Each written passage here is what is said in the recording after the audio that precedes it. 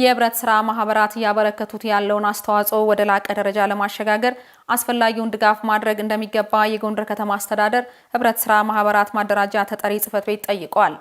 ጽህፈት ቤቱ የግማሽ ዓመት አፈጻጸም ግምገማና የህብረት ስራ ማህበራትን የንቅናቄ መድረክም አካሂዷል። በምክትል ከንቲባ ማዕረግ የጎንደር ከተማ አስተዳደር ኢንዱስትሪና ኢንቨስትመንት መምሪያ ኃላፊ አቶ ግርማይ ልጅ አለም ለተሻለ ኑሮ የህብረት ስራ ማህበራትን ማጠናከር ይገባል ብለዋል። ጠንካራ የህብረት ስራ ማህበራትን ለመፍጠር የለውጥ ስራውን በውጤታማነት መምራት አስፈላጊ በመሆኑ ለሪፎርም ስራው መተጋገዝና መደጋገፍ ያስፈልጋል ተብሏል።